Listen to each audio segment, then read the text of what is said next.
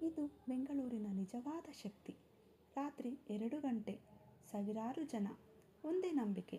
ಇದು ಸಾಮಾನ್ಯ ಹಬ್ಬ ಅಲ್ಲ, ಇದು ಕರಗ. ಮಹಾಭಾರತದ ನಂತರ ಸ್ವರ್ಗಾರೋಹಣದ ಸಮಯದಲ್ಲಿ ದ್ರೌಪದಿ ಅಮ್ಮ ಆದಿಶಕ್ತಿ ರೂಪ ತಾಳಿ ತಿಮಿರಾಸುರ ಎಂಬ ರಾಕ್ಷಸನನ್ನು ನಾಶ ಮಾಡುತ್ತಾಳೆ. ರಾಕ್ಷಸನೊಂದಿಗೆ ಹೋರಾಡಲು ದ್ರೌಪದಿ ತನ್ನ ತಲೆ, ಹಣೆ, ಕಿವಿ ಮತ್ತು ಎದೆಯ ಭಾಗದಿಂದ ವೀರಕುಮಾರರನ್ನು ಸೃಷ್ಟಿಸುತ್ತಾಳೆ. ಅವರೇ ಪೂಜಾರಿ, ಗಣಾಚಾರಿ, ಗಂಟೆ ಪೂಜಾರಿ ಇತ್ಯಾದಿ. ದೇವಿಯು ಕೈಲಾಸಕ್ಕೆ ಮರಳುವಾಗ ತನ್ನ ಮಕ್ಕಳು ಆಕೆಯನ್ನು ಹೋಗದಂತೆ ಬೇಡಿಕೊಳ್ಳುತ್ತಾರೆ. ದ್ರೌಪದಿ ಪ್ರತಿ ವರ್ಷ ಚೈತ್ರ ಮಾಸದ ಹುಣ್ಣಿಮೆಯಂದು ಬಂದು ಅವರನ್ನು ಭೇಟಿಯಾಗುವುದಾಗಿ ಮಾತು ನೀಡುತ್ತಾಳೆ. ಕರಗ ಹೊರುವ ವ್ಯಕ್ತಿ ಕೇವಲ ಹಬ್ಬದ ಪಾತ್ರವಲ್ಲ, ಅವರು ಆ ಕ್ಷಣದಲ್ಲಿ ದ್ರೌಪದಿ ಅಮ್ಮನ ಜೀವಂತ ಶಕ್ತಿ ಸ್ವರೂಪರಾಗಿರುತ್ತಾರೆ.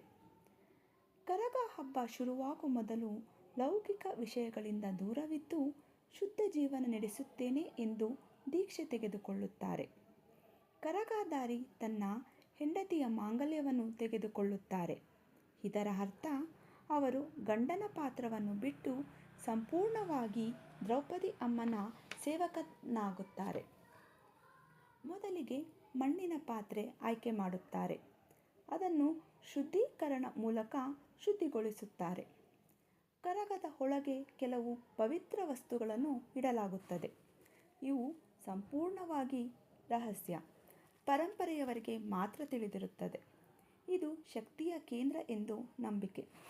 ಮಲ್ಲಿಗೆ ಹೂವುಗಳನ್ನು ನಾರುಗಳಿಂದ ಪದರ ಪದರವಾಗಿ ಒಂದು ಗುಂಬಾಸ್ ಆಕಾರ ಬರುವಂತೆ ಕಟ್ಟುತ್ತಾರೆ.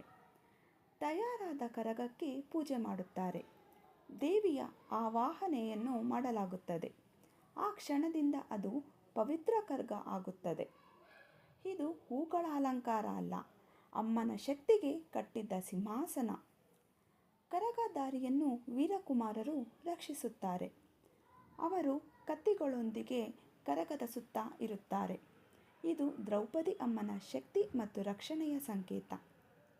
ಬೆಂಗಳೂರು ಕರಗ ಉತ್ಸವವನ್ನು ವನ್ಹಿ ಕುಲ ಕ್ಷತ್ರಿಯ ಸಮುದಾಯದವರು ಆಚರಿಸುವ 11 ದಿನಗಳ ಐತಿಹಾಸಿಕ ಮತ್ತು ಸಾಂಸ್ಕೃತಿಕ ಹಬ್ಬವಾಗಿದೆ.